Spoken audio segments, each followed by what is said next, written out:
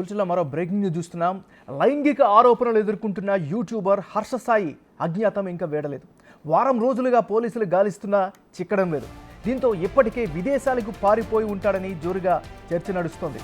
హర్ష సాయి తాను ఎక్కడ ఉన్నాడు అన్నది ఎవరికీ తెలియకుండా చాలా జాగ్రత్త పడుతున్నట్లు అనిపిస్తోంది. కానీ తన ఉనికిని మాత్రం కాపాడుకుంటున్నాడు. అందుకే ఎప్పటికప్పుడు ఆడియోలు, వీడియోలు రిలీజ్ చేస్తున్నాడు.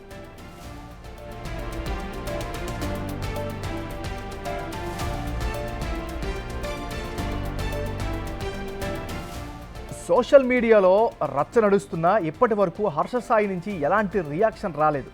తన ఫోన్ సైతం స్విచ్ ఆఫ్లో ఉంది. ఇప్పటికే హర్ష సాయి బాధితురాలు సిపికి కంప్లైంట్ చేసింది.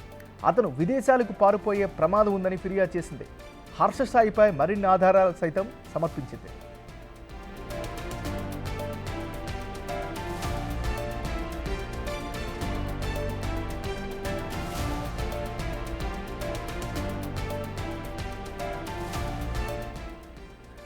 అటు జానీ మాస్టర్, ఇటు హర్ష సాయి విషయంలో పోలీసుల తీరుపై బోలెడని విమర్శలు చక్కర్లు కొడుతున్నాయి. వారి కేసుల్లో ఎందుకు అలసత్వం వహిస్తున్నారు అనే ప్రశ్నలు బలంగా వినిపిస్తున్నాయి.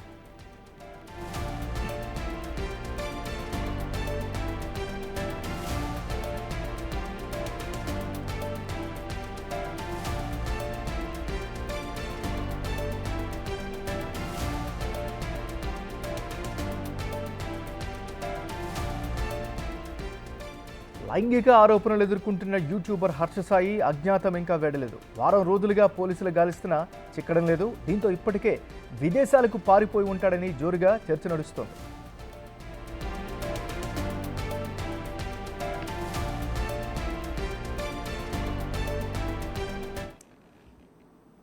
లైంగిక ఆరోపణలు ఎదుర్కొంటున్న యూట్యూబర్ హర్ష సాయి అజ్ఞాతం ఇంకా వేడలేదు. వారం రోజులుగా పోలీసులు గాలిస్తున్నా చిక్కడం లేదు. దీంతో ఇప్పటికే విదేశాలకు పారిపోయి ఉంటాడని జోరుగా చర్చ నడుస్తోంది. హర్ష సాయి తాను ఎక్కడ ఉన్నాడు అన్నది ఎవరికీ తెలియకుండా చాలా జాగ్రత్త పడుతున్నట్లు కనిపిస్తోంది. కానీ తన ఉనికిని మాత్రం కాపాడుకుంటున్నాడు. అందుకే ఎప్పటికప్పుడు ఆడియోలు, వీడియోలను రిలీజ్ చేస్తున్నారు. ఇక ఇదే అంశానికి సంబంధించి మరింత అప్డేట్ని మా రిపోర్టర్ రాణా అందిస్తారు. రాణా, చెప్పండి. అయితే మన దాదాపు వారం రోజుల పైన అయిపోయింది. ఇప్పటికే బాధితురాలు అనేకమైనటువంటి ఆధారాలు కూడా సమర్పించింది. అయినప్పటికీ పోలీసుల నుంచి ఎటువంటి స్పందన లేదంటూ కూడా బాధితురాలు వాపోతుంది. ఇప్పటికే ఇదే విషయం పైన సిపిని కూడా ఆమె సంప్రదించింది. ఇతర కేసుల్లో రేప్ కేసులు వచ్చినప్పుడు చాలా తొందరగానే స్పందించే పోలీసులు హర్ష సాయి విషయంలో మాత్రం ఇప్పటివరకు పట్టుకోలేకపోతున్నారనేది ఒక అపవాదన అయితే చెప్పినటువంటి నేపథ్యంలో అయితే పోలీసులు మాత్రం ఒక వర్షం చెప్తున్నారు. మేము కేసు రిసీవ్ చేసినప్పటి నుంచి అనేక విధాలుగా కూడా ప్రయత్నిస్తున్నాం, తన లొకేషన్ కూడా ట్రేస్ చేయడానికి చేస్తున్నాం. కానీ ఫోన్లన్నీ కూడా ఒక ప్లేస్ లో పెట్టేసి వేరే వాళ్ళకి ఇచ్చేసి తను మాత్రం ఎక్కడి నుంచి వెళ్ళిపోయాడు, ఇక్కడైతే హైదరాబాద్ లో లేడు, విజయవాడలో లేడు, ఈవెన్ దో వైజాగ్ లో కూడా లేరు అనేసి కూడా పోలీసులు చెప్తున్నారు. అతని కోసం మేము ప్రత్యేక బృందాలతో కూడా గాలింపు చర్యలు చేపడుతున్నాం అనేసి కూడా పోలీసులు చెప్తున్నారు. మరోవైపు ఇప్పటికే యాంటిసిపేటరీ ఫైల్ కోసం చాలా తీవ్రంగానే హైకోర్టులో హర్ష సాయి ప్రయత్నిస్తున్నట్టుగా మనకు సమాచారం అందుతుంది. దానితో పాటు ఇప్పటి వరకు బాధితురాలు మాత్రం ఇప్పటికే హర్ష సాయి విదేశాలకి పారిపోయే అవకాశం ఉంది, పైగా పారిపోయి ఉండొచ్చు అనేది డౌట్ రేజ్ చేసిన నేపథ్యంలో సిపిని కలిసి కూడా ఇదే అంశాన్ని కూడా ఆమె ప్రస్తావించారు. సో సిపి కూడా వెంటనే నార్సింగ్ పోలీసులకు కూడా చెప్పడం జరిగింది. హర్ష సాయి ఎక్కడున్నా కూడా పట్టుకోని కూడా చెప్పడం జరిగింది. దాని దగ్గరగానే ఇప్పుడు చర్యలు చేపట్టామనేది కూడా పోలీసులు చెప్తున్నటువంటి నేపథ్యంగా పడుతుంది. అయితే జానీ మాస్టర్ విషయంలో గోవా వరకు వెళ్ళినటువంటి నార్సింగ్ పోలీసులు ఆయన్ని కేవలం 2 రోజుల్లోనే పట్టేస్తున్నారు. కానీ ఇప్పుడు హర్ష సాయి విషయంలో దాదాపు వారం రోజులుగా వస్తుంది. దానికి తగ్గట్టుగా బాధితురాలు మీకు సంబంధించినటువంటి వాళ్ళిద్దరూ మాట్లాడుకున్నటువంటి ఆడియోస్ ఏవైతున్నాయో కొన్ని ఎడిటెడ్ పర్సన్, అంటే బాధితురాలే తప్పు చేసినట్టుగా, బాధితురాలే హర్ష సాయిని ముగ్గులోకి లాగుతున్నట్టుగా ప్రయత్నిస్తున్నట్టుగా ఆ వీడియోలు, ఆడియోలు కానీ కొన్ని బయట పెడుతున్నటువంటి పరిస్థితిగా పడుతుంది.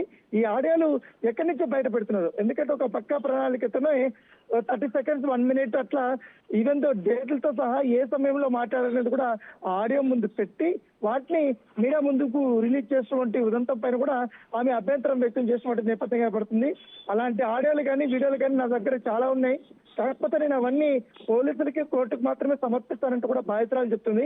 కాకపోతే కావాలని హర్ష సాయి ఎప్పుడో మాట్లాడినటువంటి ఏదైతే సినిమాకి సంబంధించిన డిస్కషన్స్ లో హీరో హీరోయిన్లు ఏ విధంగా మాట్లాడుకుంటారు, ఏ విధంగా వ్యవహరిస్తారు, ఏ విధంగా క్లోజ్ గా మాట్లాడతారు, ఒక సీన్ పండాలంటే ఏ విధంగా ఉండాలి అన్న దానిపై కూడా చర్చలు జరిగేటప్పుడు వాటిని రికార్డ్ చేసుకొని కావాలనే సోషల్ మీడియా వేదికగా అతను పంపడమే కాకుండా మీడియా వాళ్ళకు కూడా అతను పంపి నా ప్రతిష్టను దిగజార్చే విధంగా కూడా ప్రయత్నిస్తాడు. దాంతో పాటు ఈ అర్ధస్థాయికి సంబంధించిన ఫ్యాన్స్ ఎవరవుతున్నారు, ఫాలోవర్స్ కానీ అతనికి సంబంధించిన సన్నిహితులు కానీ వీరందరూ కూడా నా పైన తప్పుడు ప్రచారాలు చేయడమే కాకుండా బెదిరింపులు దిగుతున్నారు, నాకు వారి నుంచి కూడా భయం ఉందనేసి కూడా ఆమె సిపికి కూడా సంప్రదించిన నేపథ్యంలో దాని దగ్గర కూడా ఆమెకి భద్రత ఏర్పాటు చేయమని కూడా చెప్పారు. దాంతో పాటు ఇవాళ బాధితురాలు ఉమెన్ కమిషన్ కూడా కలిసే అవకాశం ఉన్నట్టుగా మనకు సమాచారం వస్తుంది. దాంతో పాటు ఇటు నేషనల్ హ్యూమన్ రైట్స్ కమిషన్ కూడా కలిసే అవకాశం. మొదటిగా స్టేట్ సంబంధించిన హ్యూమన్ రైట్స్ కమిషన్ దగ్గరికి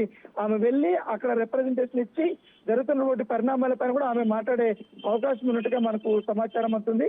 సో ఏదో కూడా అర్ధస్థాయి మాత్రం తప్పు చేశాడు, ఖచ్చితంగా అతనికి శిక్ష పడాల్సిన కూడా సోషల్ మీడియాలో పెద్ద ఎత్తున చర్చ జరుగుతుంది. కాకపోతే ఒక వర్గం మాత్రం అర్ధస్థాయికి సపోర్టివ్ గా కొన్ని పోస్టులు పెట్టడము, దాదాపు 4 రోజుల నుంచి కూడా చక్రం తప్పే విధంగా కూడా వాళ్ళు వ్యవహరిస్తున్నారు. బాధితురాలని ఒక నిందితురాలుగా చూపించే ప్రయత్నం చేస్తున్నారంటూ కూడా ఒక వర్గం ఆరోపిస్తున్నారు. ఎందుకంటే ఇటు రాజధాని లావణ్య విషయంలో కూడా ఏదైతే స్ట్రాటజీ ప్లే అయిందో సేమ్ స్ట్రాటజీ ఇలాగే ప్లే అవుతుందని కూడా బాధితురాలు చెప్తున్నారు.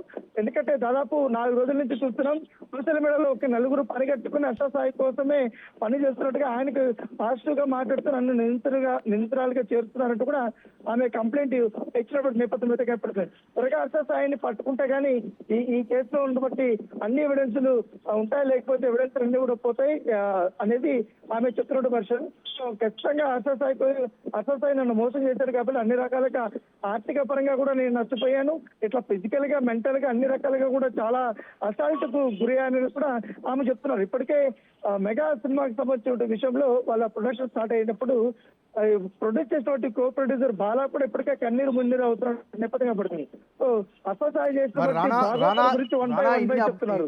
ఇన్ని అప్డేట్స్ నేపథ్యంలో నెక్స్ట్ పోలీసుల స్టెప్ ఏ విధంగా ఉండే అవకాశం ఉంది? అయితే పోలీసులు మాత్రం చెప్తున్నారు మేము అనేక రకాలుగా కూడా ప్రయత్నిస్తున్నాం, ఇప్పటికే రాజేంద్రనగర్ ఎస్ఓటి టీం కూడా అతని ఆచరణ కోసం ప్రయత్నిస్తున్నాం, కానీ ఆయన ఎప్పటికప్పుడు ఆ ప్లేసెస్ అనేది మార్చేస్తున్నాడు. అతను ఒకసారి కారులో వెళ్తున్నాడు, ఒకసారి లొకేషన్ వచ్చి హైదరాబాద్ లో కనపడుతుంది, మరొక లొకేషన్ వచ్చి విజయవాడలో కనిపిస్తుంది, వైజాగ్ లో కనిపిస్తుంది, ఇట్లా మల్టిపుల్ గా తిరుగుతున్నాడు అనేది కూడా వాళ్ళు చెప్తున్నటువంటి వర్షం. అయితే ఇప్పటికే అతను విదేశాలకు వెళ్లిపోయి ఉంటాడు. ఎప్పుడైతే రేప్ కేసు సంబంధించిన వ్యవహారం బయటకు వచ్చిందో వెంటనే అతన్ని అక్కడి నుంచి కూడా తప్పించుకుంటాడనేది కూడా వాళ్ళు చెప్తున్నారు. ఎందుకంటే ఖచ్చితంగా అతను తప్పు చేసినా ఉప్పు చేసినా రేప్ కేసు అతనిపై నమోదైంది కాబట్టి కంపల్సరీ పోలీసులు అరెస్ట్ చేసే అవకాశం ఉంది, రిమాండ్కి పంపించే అవకాశం ఉంది. తర్వాత కోర్టులో అతను దోష అనేది తేలుతుంది. సో అంత వ్యవహారాన్ని ఎందుకు ఇప్పటికే అతనికి ఇన్స్టాలో కానీ అనేక సోషల్ మీడియా ప్లాట్ఫామ్ లో మంచి ఫాలోవర్స్ ఉన్నారు కాబట్టి ఆ ఫాలోవర్స్ అంతా కూడా పోగొట్టుకునే అవకాశం ఉన్న నేపథ్యంలో అతను తప్పు ఇచ్చుకున్నాడు అనేది కూడా మరొక వాదన. Thank you Rana.